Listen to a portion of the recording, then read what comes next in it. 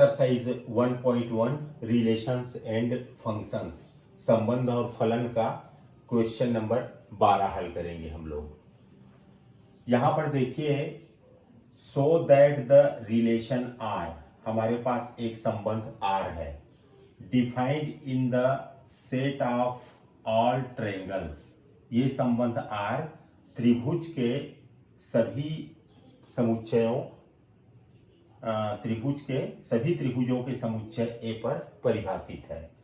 हमारा जो रिलेशन दिया हुआ है वो r is equal to T1 T2 such that T1 is similar to T2। मतलब यहाँ पर ट्रायंगल T1 और ट्रायंगल T2 दोनों समरूप है। इज इक्विवेलेंस रिलेशन, हमको इक्विवेलेंस रिलेशन प्रूफ करना है, तुल्यता संबंध। Consider 3 right angle triangles T1 with sides 3, 4, 5।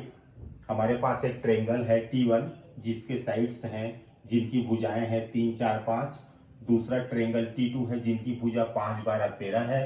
और तीसरा ट्रायंगल 6, 8, 10 है, तो उनकी भुजाएं 6, 8, 10 है। Which triangles among T1, T2 and T3 are related. तो इन तीनों त्रिभुजों में कौन रिलेटेड है, कौन एक दूसरे से संबंधित है। तो चलिए इस प्रश्न को हम लोग बनाते हैं, हल करते करते प्रश्न को और समझेंगे। हमारे पास एक रिलेशन दिया है आर इज इक्वल टू दिया है, क्या दिया है, T1 comma T2 such that T1 is similar to T2। इसको हिंदी में पढ़ेंगे कि T1 समरूप है T2 के। सबसे पहले देखते हैं कि स्वतुल्य है कि नहीं है, रिफ्लेक्सिव है कि नहीं है।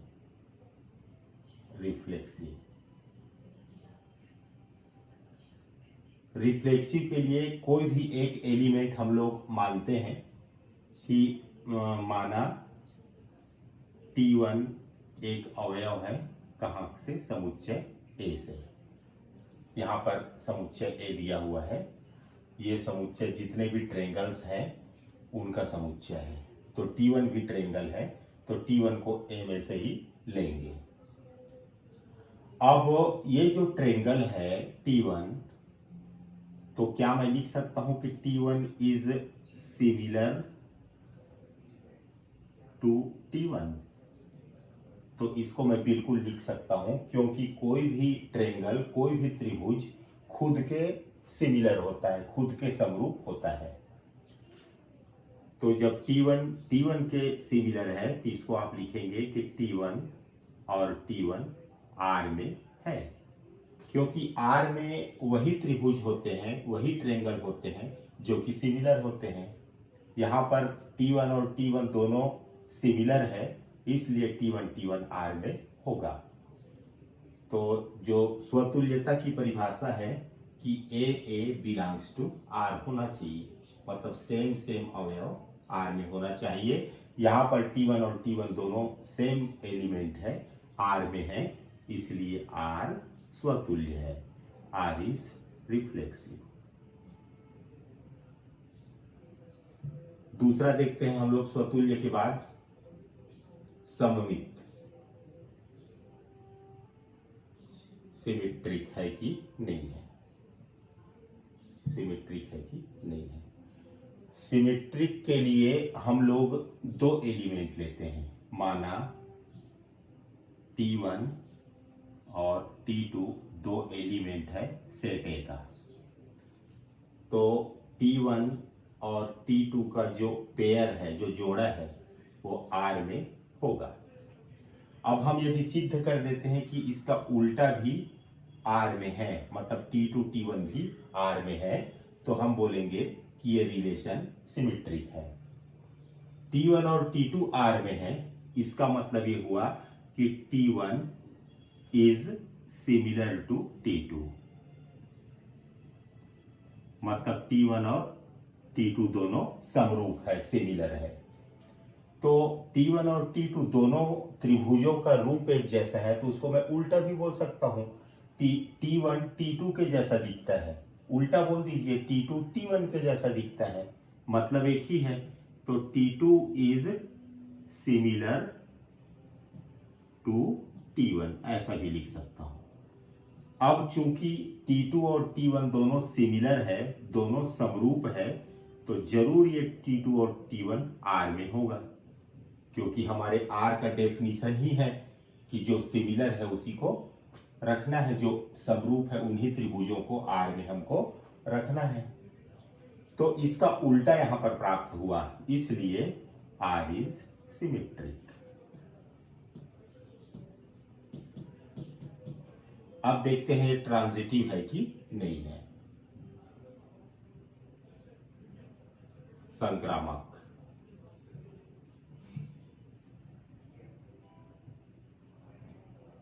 ट्रांजिटिव के लिए हम लोग 3 एलिमेंट लेते हैं, T1, T2 और T3।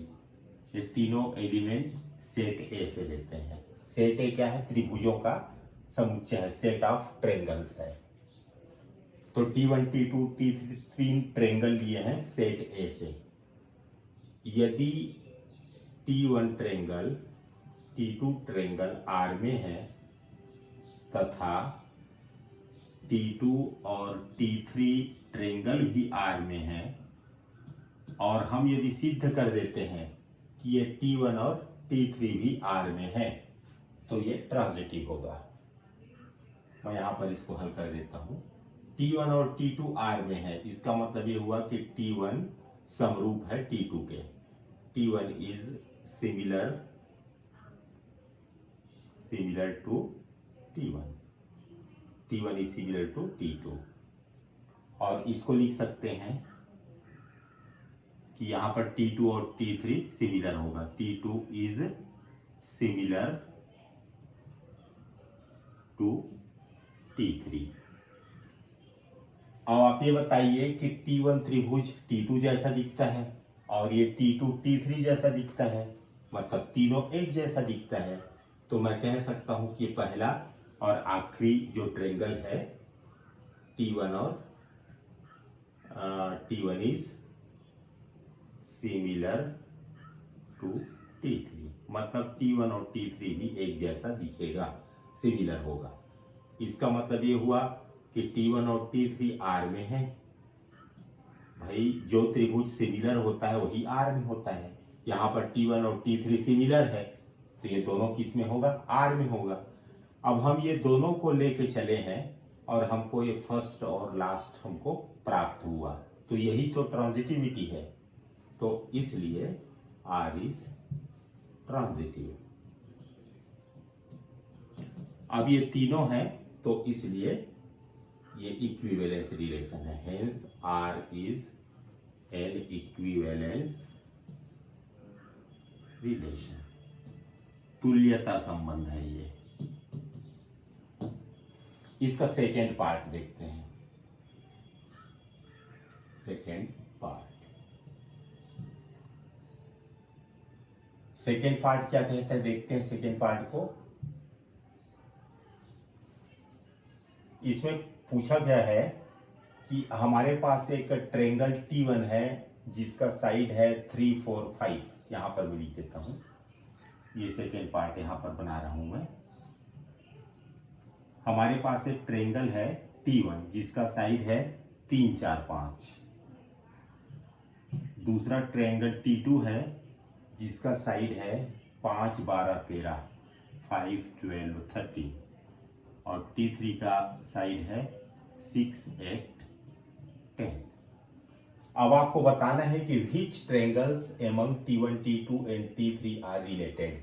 तो तीनों जो त्रिभुज हैं उनमें से कौन सा दो त्रिभुज एक दूसरे से रिलेटेड है। तो ये कैसे पता चलेगा रिलेटेड है? हम लोग रेशो निकालते हैं, अनुपात निकालते हैं। जैसे T1 की एक भुजा है, हम लोग T1 और T3 को चेक करते हैं from T1 and T3। T1 की भुजा 3 है तो T3 की 6 है, दोनों का रेशो निकालिए अनुपात। यहां पर 4 का रेशो 8 से, 4/8 और 5/10। देखते हैं तीनों का मान कितना होता है। इसका मान भी 1/2 होता है, इसका भी 1/2 होता है, इसका भी 1/2 होता है। तो दो त्रिभुज T1 और T3 ऐसा है, T3 ऐसा है जिनकी भुजाओं का अनुपात, जिनके साइड्स का जो रेशो है वो इक्वल है, इसलिए T1 is related to T3, इसलिए T1 और T3 परस्पर संबंधित है। तो इस तरह से प्रश्न पूरा होता है।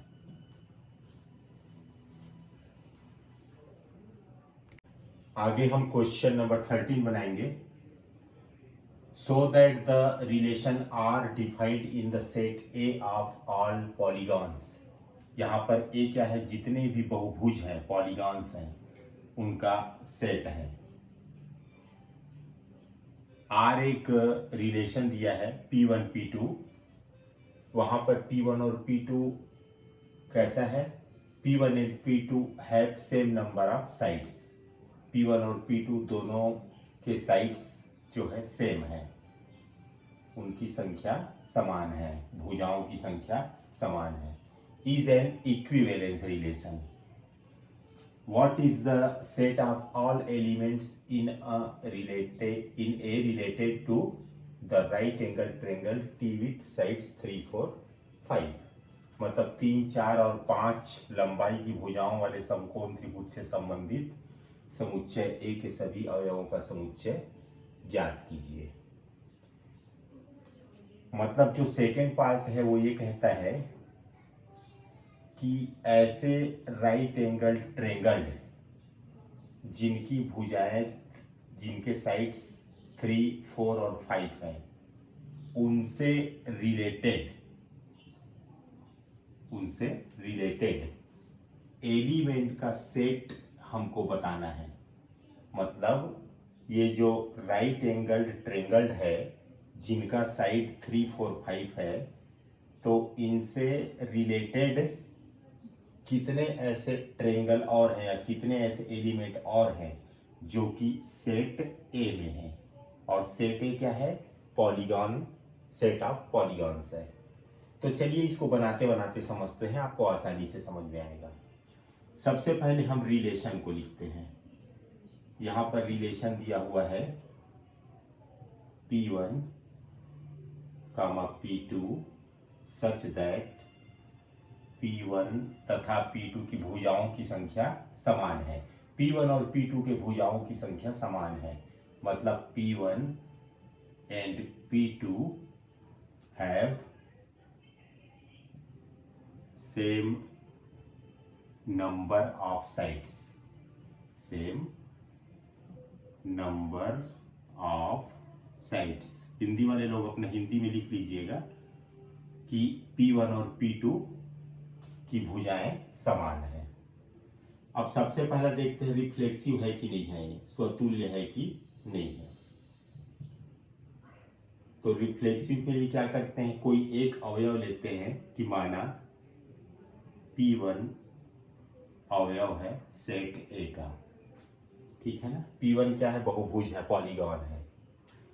तो इसको मैं ऐसे लिख सकता हूं क्या कि ये P1 जो पॉलीगॉन है और खुद वही P1 पॉलीगॉन है, have same number of sides. तो बिल्कुल लिख सकता हूं, क्योंकि ये वही चीज है, P1 और P1 का मतलब वही है कि एक ही पॉलीगॉन है। उसी को मैं पूछ रहा हूं कि P1 और P1 की साइड क्या सेम होगी, तो बिल्कुल सेम होगी। तो ये दोनों जो P1 लिए हैं हम, वो R में होगा, क्योंकि R में वही पॉलीगॉन रहता है जिसके साइड्स सेम हो, जिसके नंबर ऑफ साइड्स सेम हो। तो यहां पर P1 और P1 का नंबर ऑफ साइड्स, भुजाओं की संख्या समान है, इसलिए P1 और P1 R में होगा। इसका मतलब ये हुआ कि R रिफ्लेक्सिव है, R इज रिफ्लेक्सिव।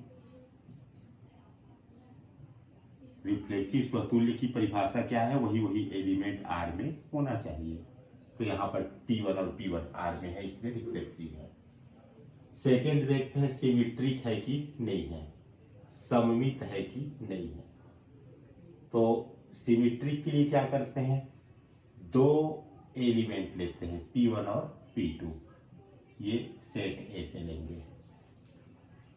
तो सिमेट्रिक में क्या करते हैं कि P1 और P2 ये दो पॉलीगॉन हैं, दो बहुभुज है, ये R में है, तो इसका उल्टा P2 P1 भी R में होना चाहिए। P1 और P2 R में है, इसका मतलब ये हुआ कि P1 and P2 have same number of sides, same number of sides। मतलब P1 और P2 दोनों के पास भुजाओं की संख्या समान है। P1 और P2 में भुजाओं की संख्या समान है। इसको उल्टा भी बोल सकता हूँ, P2 और P1 में भुजाओं की संख्या समान है, मतलब P2 and P1 have same number of sides। तो ये P2 और P1 कहाँ होगा, R में होगा। R में कौन रहता है, ऐसे बहुभुज, ऐसे पॉलीगॉन जिनकी भुजाओं की संख्या समान है। तो यहाँ पर P2 और P1 दो पॉलीगॉन ऐसे हैं जिनके भुजाओं की संख्या समान है, इसलिए P2 और P1 भी R में होगा। तो इसका उल्टा यहाँ पर प्राप्त हुआ, इसलिए R सिमेट्रिक है। R is a symmetric relation. अब देखते हैं संक्रामक है कि नहीं है, ट्रांजिटिव है कि नहीं है। इसके लिए तीन एलिमेंट लेते हैं, माना P1 P2 P3 अवयव है A का। तो यदि P1 और P2 R में है तथा P2 और P3 R में है, तो हमको सिद्ध करना है कि ये पहला और ये लास्ट P1 और P3 भी R में होगा। P1 और P3 भी R में होना चाहिए। तो चलिए इसको लेके चलते हैं हम लोग। P1 कामा P2 R में है and P2 P3 belongs to R। इसका क्या मतलब होता है, ये P1 और P2 R में है, मतलब दोनों का साइड सेम है। P1 and P2 have same number of sides, same number of sides. P1 और P2 में भुजाओं की संख्या समान होगी। इसी प्रकार यहाँ पर P2 और P3 में भुजाओं की संख्या समान होगी। P2 and P3 have same number of sides, same number of sides. P2 और P3 में भुजाओं की संख्या समान होगी। तो P1 और P2 में P1 और P2 का साइड इक्वल है, P2 और P3 का साइड इक्वल है। इसका मतलब यह है कि ये P1 और P3 की भुजा भी समान होगी। तो P1 and P3 have same number of sides, same number of sides. इसका मतलब ये हुआ कि P1 और P3 भी R में है। R में कौन रहता है, जिनमें भुजाओं की संख्या समान हो। तो P1 और P3 के भुजाओं की संख्या समान है, इसलिए R में होगा। अब देख लीजिए, यही हमको लाना था। इसका मतलब क्या हुआ कि R is a transitive, R is a transitive. तो ये तीनों हैं, तो स्वतुल्य भी है, सममित भी है और संक्रामक भी है। तो hence R is an equivalence relation. R एक तुल्यता संबंध है। इसका जो सेकेंड पार्ट है,